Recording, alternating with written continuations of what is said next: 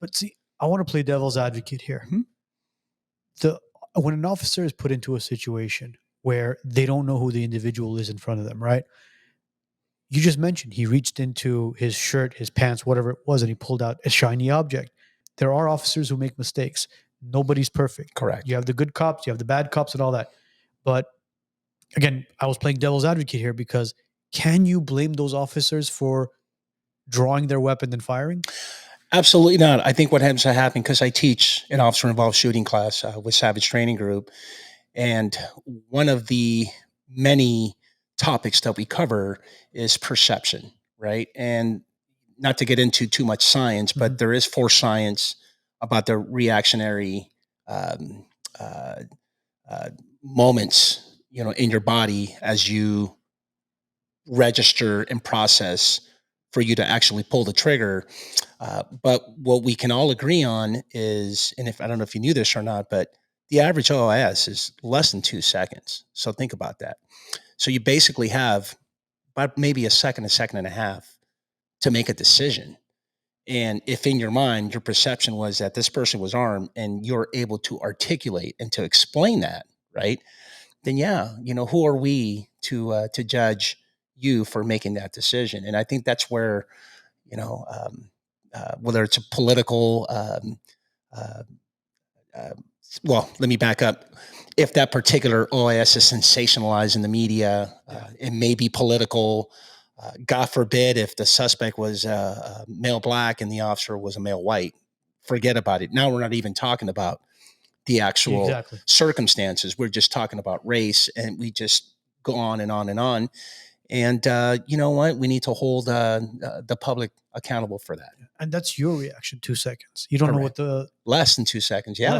you don't know what their reaction time is or what they've been going through the day or Yeah. where they are in a mental state as well. 100%. If that's the case, then for instance, right? Mhm. And you guys are trained police officers, and you are approaching, let's say, somebody who's committing a crime or whatever the situation is, and even for you, it takes that less than 2 seconds to react to it. But then, when you think about, for example, when somebody breaks into your home, right? Right. It almost seems like the homeowner needs to sit down and kind of have a podcast interview with the individual who's breaking in and understand. Can you tell me about your childhood? How you grew up? Did you grow up without a father? Um, what is it that you're carrying? Before you can decide To pull the trigger. to pull the trigger, or even attempt to go get your gun and load it up and all. So, if the expectation or the understanding, the science behind is you have a split second to make that decision, why is it that a homeowner is held to a whole different standard where, well, if he's not facing you, did you Right. actually see the weapon? Were they going towards your Yeah. kid's bedroom? And how did you make that decision? It's like, the fuck am I supposed to do? Like sit here and analyze the situation, or try Right. to protect my family? And then, so that's what's so confusing for me is, why are the laws so against the, us as civilians, where somebody broke into my home, they're not coming in to organize the laundry and clean the carpets, right? Right. They're there Right. to cause damage. Of course. Yeah. So I can't protect myself or my family, but yet, for example, in that situation, emptying 44 rounds Yeah. on a situation where you said it was a kid, right? He was a kid. Yes. I mean, why not shoot the knee? Or, which I understand is difficult to do versus hitting the torso, right? Mhm. But it just doesn't make sense to me. Good point. I mean, what can I say about civilians being charged with murder and you having to defend yourself? And God knows if they'll indict you. But you and I, well, we can all kind of agree that there's not really that many murder trials, if you will, when it comes to. We'll take that example where someone's breaking into your home and you just, you're defending yourself, you're defending your property, you're defending your family.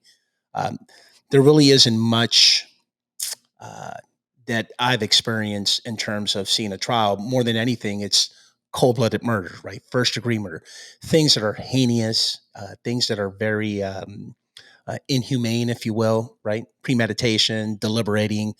Those are the ones that really stand out the most. But I will agree that back in the days, if an officer gets involved in an OIS, and I'm taking you back, 90s, 80s, 90s, maybe even the 2000s, even a man with a knife in the 2000s, chances are it's justified, because at the end of the day, that's all you're doing.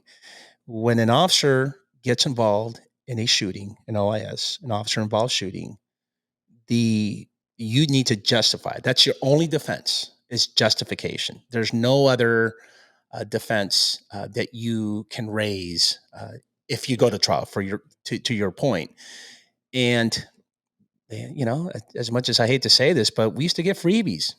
You know, you talk about the mind perception. Hey, it was I saw a shiny object, and you reach for his waistband. This is what I was thinking. I have a split second decision to shoot, and you know what? I wanted to go home, and that's what I was taught, and this is it. Where the average civilian has so many more questions to answer. If they are brought up on murder charges.